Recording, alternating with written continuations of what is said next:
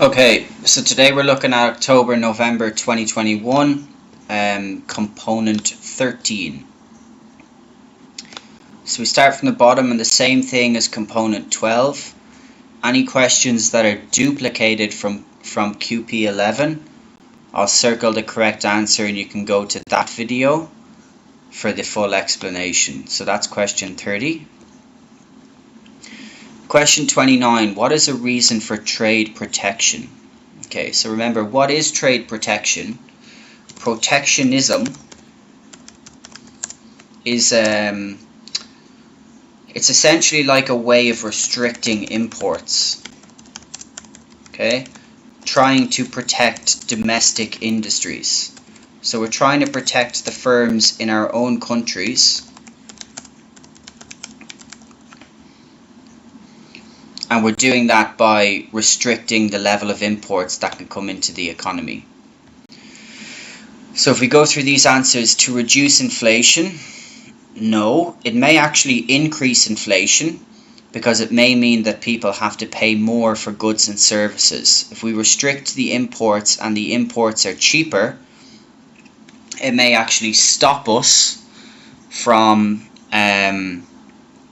being able to buy imports at a cheaper price, and we may have to buy them at an increased price from the domestic firms. It's also not a reason to reduce economic growth. It may reduce economic growth, but remember, economic growth is a good thing that we want to achieve. So we'll never have that as a reason for trade protection. It's to protect the domestic industries like I put up above here. To reduce the surplus in the current account balance of payments. So if we can just put a summarization over here, remember that essentially a surplus is that exports are bigger than imports. Okay, there are other components in the current account, but just to simplify it, that's what we're going to look at now. Deficit would be imports are bigger than exports. Therefore, for B, if we were trying to reduce a surplus, what we'd be doing is we'd be reducing our exports, right? But that's not a reason for trade protection. A reason for trade protection is to reduce a deficit. So we're trying to make our imports less so that our deficit is reduced. Okay, the surplus, that's possible, but remember that by reducing a surplus, we would have to increase our exports, right? Or we'd have to decrease our exports and increase our imports, but it's more likely that we'll use it to reduce a deficit, because a deficit is more likely to be a serious problem for an economy. So by reducing the imports, we'll have less imports coming in and our exports will stay the same.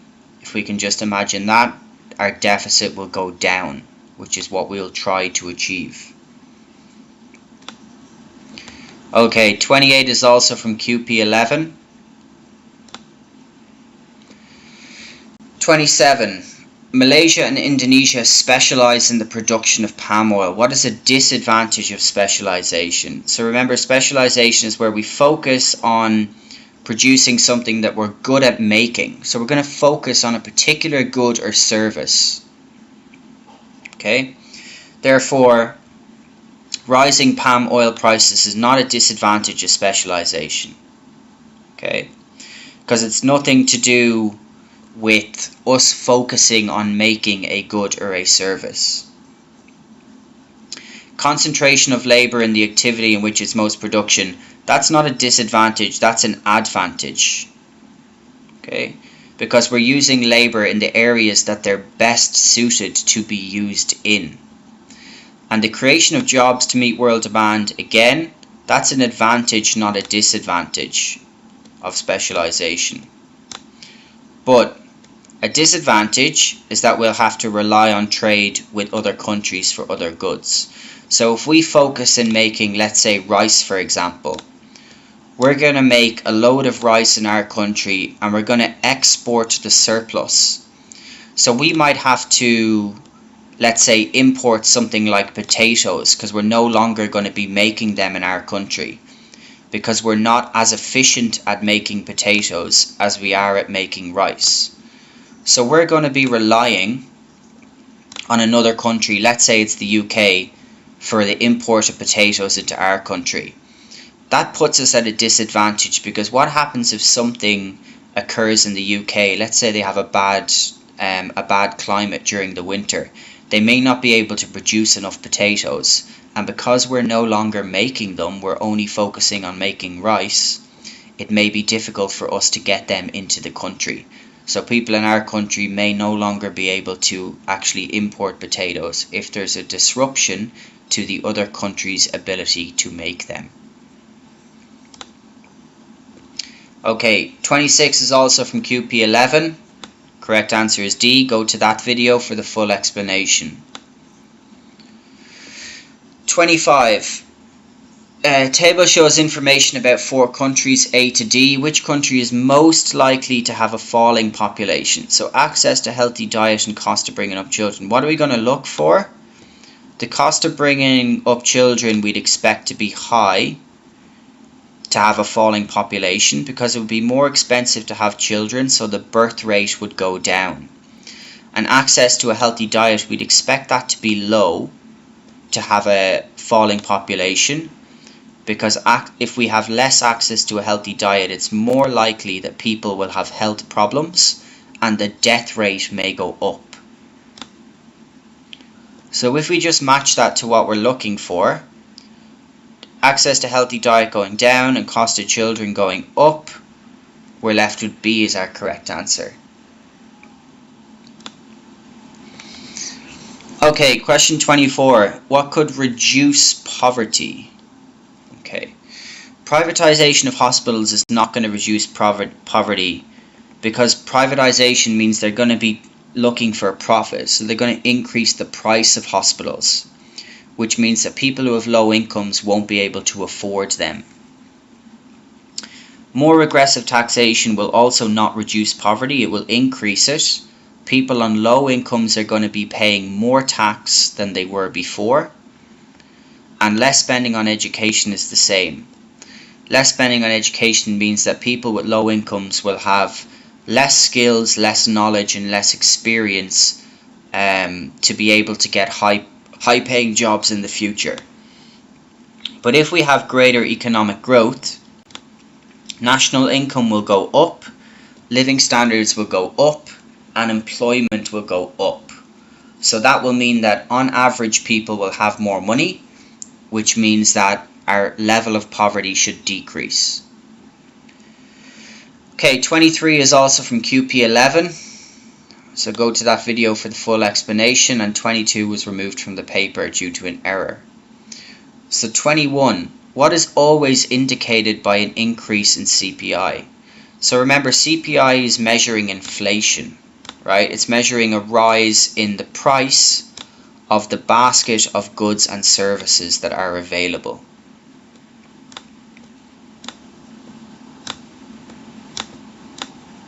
Okay, so once we know it's measuring inflation, we should be able to match it up to one of these. Does it result in an increase in consumer spending? No, it just means they're paying more for the same goods and services. Doesn't mean that their spending actually increases. It definitely does not indicate an increase in living standards, because things are becoming more expensive, so living standards may actually go down. It does, however, indicate an increase in the cost of living, the cost of buying goods and services. That's what that would be, which is exactly what inflation is. Inflation is a rise in the price of goods and services. And it does not result in an increase in purchasing power. Having inflation decreases purchasing power, because the same amount of money is worth less next year than it is this year. Okay, 20. Which statement regarding supply side policies is correct? Okay, supply side policies do not aim to increase AD, they aim to increase AS to the right. Okay. They do not aim to reduce cyclical unemployment. We reduce cyclical unemployment by moving AD to the right. Okay, and we know supply side policies don't affect AD. They're designed to affect AS. And they aim to work in the short run. That's wrong. AS is something that occurs in the long term. It takes a long time to change AS. But what it does is it aims to increase the productive capacity or the long run capacity of the economy. So it aims to give us more space to grow, or more space to have economic growth, basically. Increased productive potential. Okay, 19 is also from QP11. C is the correct answer. Go to that video for full explanation. Question 18. Which change affecting an economy's labour market promotes economic growth? Okay, so increasing trade union strike action, definitely not. What that means is that employees will be working less, right? So we're going to have less people working, they'll be less productive, so economic growth is unlikely to happen. If we lower the age of retirement, we're going to have, let's say we move the age of retirement from 65 to 60. We're going to have less people working. And if we have less people working, same thing, we're likely to produce less goods and services. And remember that economic growth is measured by an increase in real GDP, which is the output of goods and services. So we need that to increase, not to decrease, to have economic growth. Same thing with reducing training of workers. If workers have less skills, they're likely to be less productive, and we're unlikely to increase our output of goods and services. However, if we remove immigration controls, we're going to bring more people into our economy, which means that we'll have more people working, not less people working. So we may be able to produce more goods and services.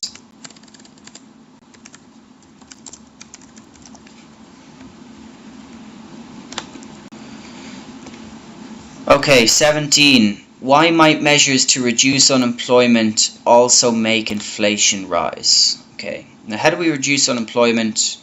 We move AD to the right. Okay, and that might also make inflation rise, but it depends on the spare capacity that we have in our AS, right? Are we near full employment or not? So, encourage cheap imports? No. That's going to move AD to the left. Exports minus imports, X minus M is a component of AD. If imports go up and exports stay the same, AD will move left, but we know we have to move AD to the right to reduce unemployment. Okay. They increase demand. They reduce firms' costs, or they require wages to fall. So reducing firms' costs, what's that going to do? That's going to shift supply to the right. Okay? But that's not going to cause inflation to rise. That will actually cause deflation. Okay? If we just assume for a minute that it reduces, we just make an assumption even that it reduces AS, right? AS shifts right. Imagine we have an increase in productivity or an increase in costs for everybody in the economy. Shifting AS to the right will result in deflation. It's not going to make inflation rise. And if we require wages to fall, same thing. We require wages to fall. It's unlikely to reduce unemployment. People won't want to work as much if they're getting paid less money for working. But if we increase demand, that could cause inflation, especially if we don't have spare capacity. So if we draw our AS here, when we don't have any spare capacity is when we're at this inelastic point here. So we may have an increase in AD that we can see will increase the price level, and it may result in a slight increase in employment down on our real GDP axis here also.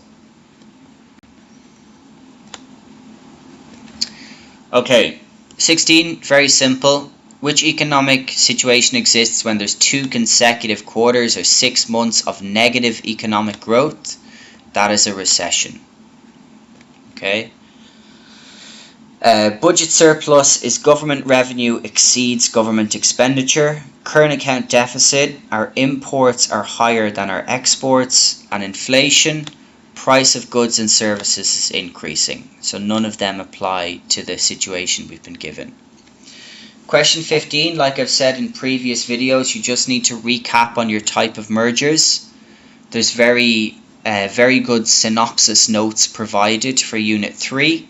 Just go learn your different types of mergers. This type of merger where a clothing manufacturer expands by taking over a clothing retailer is forward vertical. So again, in class we drew a straight line. For backwards vertical, etc., we say a manufacturer will be somewhere here in the middle. Down at the bottom will be the raw materials, and at the top is where we sell the product. So this is going to be like the life cycle of a product basically. We're going to make it from the raw materials, we're going to make it in manufacturing or in a factory, and we're going to sell it. So our company is here, the manufacturer, and we're going to take over the retailer. So what happens? We've got a vertical line and we're going to take these over up here, so we're moving forward vertically. Okay, which method causes diseconomies of scale as the firm expands production from 10,000 to 3,000? So how do we do this? We need to understand what diseconomies of scale is. Diseconomies of scale is where our average costs of production go up as the firm gets bigger. So basically we've got to figure out what our average cost is, right? So for A, our average cost at 1,000 is 8 per unit. Our average cost at 2,000 is 5 per unit. Total cost divided by output. And our average cost at 3,000 is 4 per unit. So we're actually achieving economies of scale, not diseconomies of scale there, because as we make more, our average cost is reducing. So for B, 8 per unit, 7 per unit, and then 9 per unit.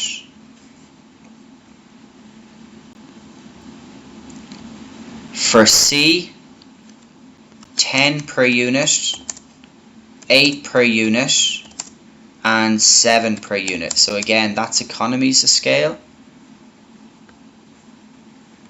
And the last one, 10 per unit at 1,000, 10 per unit at 2,000, and 10 per unit at 3,000. So there's no change in average cost there. Therefore we can see the only one that goes down and then increases as we expand production is B. So that would be diseconomies of scale. A and C, they would both be economies of scale. Okay, the diagram shows total cost, total fixed cost, and total variable cost. Okay, so we've just got to basically label these, and we should have seen enough diagrams at this stage to know what they are. Remember that our fixed cost is where we have costs when our output is 0. So the only line that we have costs when our output is 0 here is Y. And they won't change, hence the reason why it goes perfectly straight across. So this is going to be our total fixed cost. Then we've got to decide which one is our total cost and our total variable cost. Now even if you haven't seen these diagrams before, if you think about it this way, it has to make sense. Our total cost has to be higher than our variable cost, right? Because our total cost is our total variable cost plus our total fixed cost. So it has to be a higher amount. So once we label them, we just have to match it, and we can see that it will be B.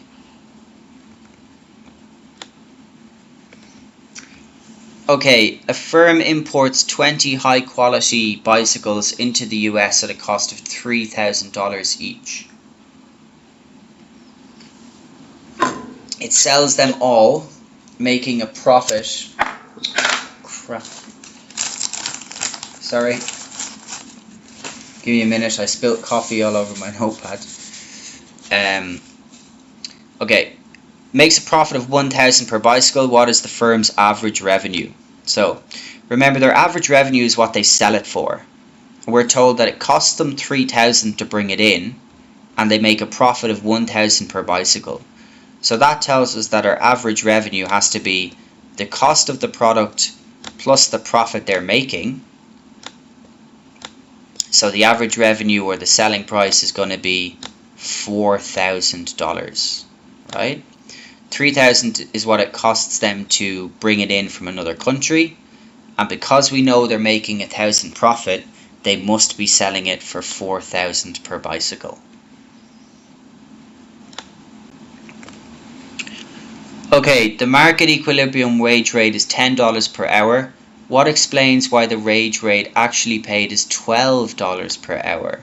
Okay, so this one is very simple. It means the government has set a minimum wage of $12 per hour.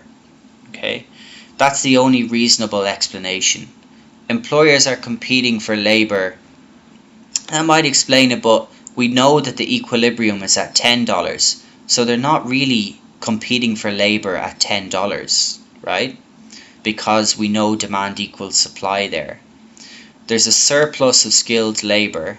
Again, that's not the case because we're told the equilibrium wage rate is 10, sorry, so it wouldn't explain why the wage rate actually paid is 12, and workers have received unpaid training would not have any effect on it either.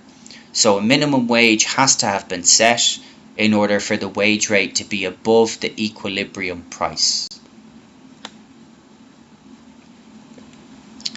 Question 10. What is an advantage of labour intensive and what is an advantage of capital intensive? Okay, so labour intensive is where we're using more labour than capital, and an advantage of that is workers would have pride in the product. Okay, that could be true.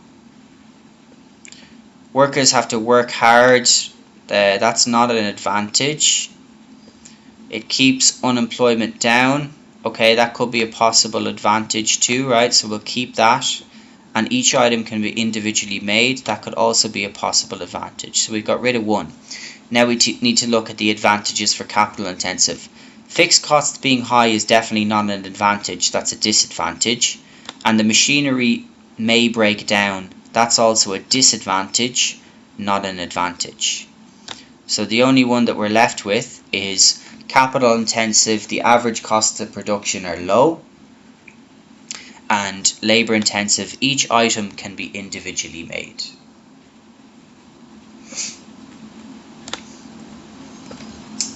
Okay, question 9. The table shows the output of cakes from 4 bakeries A to D. Which bakery has the highest labour productivity?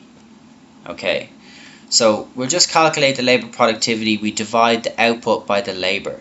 So for A, that's 4 units per hour. So for every hour they work, they're making 4 units. For B, 640 divided by 40, 16 units per hour. Okay. For C, 750 divided by 50, that should give us 15 units per hour. And then 500 divided by 100, 5 units per hour. So we can see that our labour productivity is the highest in B, because we're making 16 units per hour per worker, higher than A, B, A, C, and D. Okay, question 8. What is the price elasticity? So we're given a diagram here and we're asked what's the price elasticity for rice as the price increases from $1 to $1.5 per kilo. Remember, our formula for PED is the percentage change in QD, or quantity demanded, divided by the percentage change in price. Okay, so let's just calculate the change. Our initial quantity demanded was 30, and when the price goes up, our quantity demanded is now 27. So 30 minus 27 divided by 30, that's going to give us 3 over 30, which will be 10% or minus 10% change because the demand has decreased. Price has gone from 1 to 150. Okay, so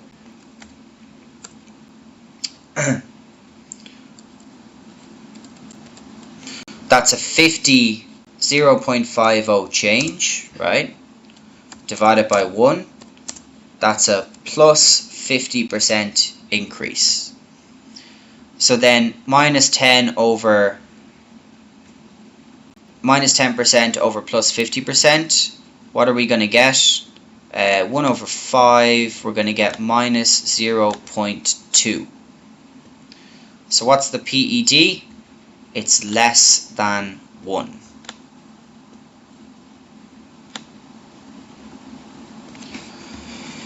Okay, the diagram shows a shift in the supply curve for New Zealand's airlines from S1 to S2. What is the cause of this shift? Increase in the tax on air travel. That we can see that the shift has gone right. Okay, an increase in the tax on air travel would shift the supply to the left.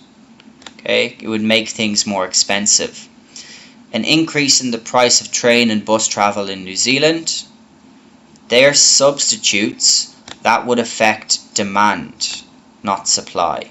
So that would shift our demand, but not our supply. A decrease in the number of people wanting to fly to New Zealand, again, that would shift our demand to the left. Less people would want to fly. Not going to affect supply.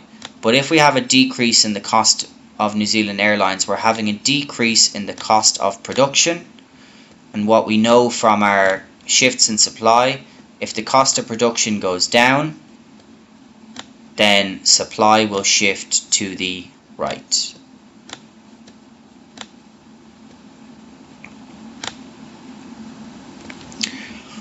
Okay, question 6. What is a microeconomic decision? So remember, microeconomic is we're looking at individual firms, households, or individual markets. Central bank reducing interest rates, that's macro. Okay, because it's going to affect the whole economy. Government increasing national minimum wage, that's also macro. It's going to affect the whole economy. Minimum wage applies to everybody, not just to a specific industry. And a government increasing income tax, again, that will apply to everybody in the country, so it's a macroeconomic concept. Whereas a gas firm reducing its prices, that will be a micro concept because it's only looking at one individual firm. Okay, question 5. Why does a government provide certain goods and services in a mixed economic system?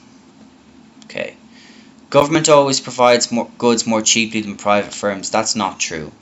Private firms are likely to be more efficient, and they may be able to provide them at lower prices depending on how much competition is in the industry and how they're able to reduce their costs. The government also does not only consider private costs and benefits, that's what private firms consider. The government also considers social costs and social benefits also. And government provides goods to prevent the development of monopolies. That's not true. What the government can do is they can regulate the development of monopolies in a mixed economic system. But they're not going to provide the goods themselves and then have to compete against the monopolies. They'll just regulate the industry to make it easier for other private firms to enter the industry if they're worried about a monopoly. What they do have to do, however, is provide public goods because private firms cannot charge for them. So remember that public goods are non-excludable and non-rivalrous. Okay, and that means that because we can't charge a price for them, they're non-excludable, and because the consumption of it doesn't reduce consumption for others, they're non-rivalrous. Private firms are not going to make profit from them, so they won't provide them. So the government has to step in and provide public goods. Okay, question 4. What is an example of a public good? So streetlights are an example of a public good. We're just matching up to what can be non-excludable and non-rivalrous. Streetlights are non-excludable. If we make streetlights, we cannot stop somebody from using streetlights, right? Anybody who's driving can freely avail of them. And anybody who's driving and using the streetlights, just because one person's using them, the same amount of street lighting is still available for all the other drivers, so it's also non-rivalrous. Vaccinations could be excludable because you can charge a price. Healthcare, we've got private healthcare also, so they can also be excludable, you can charge a price. And unemployment benefits are a type of transfer payment, not a type of public good.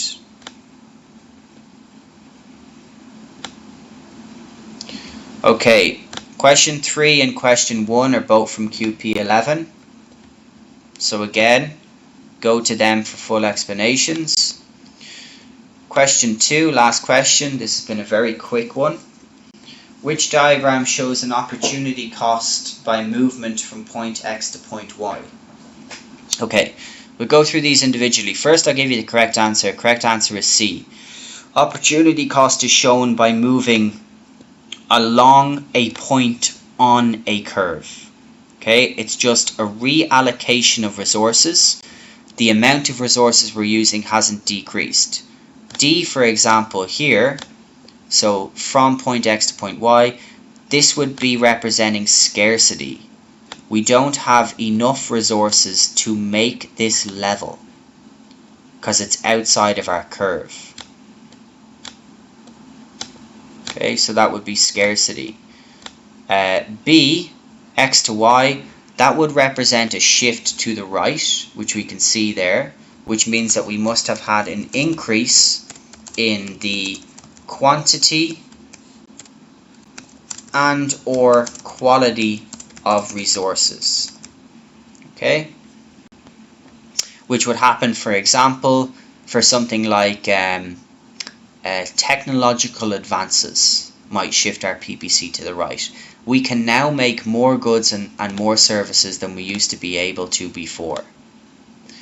And for A, from X to Y means we're going from being inefficient to being efficient. Okay, so that would happen if there was something like, for example, we had lower unemployment.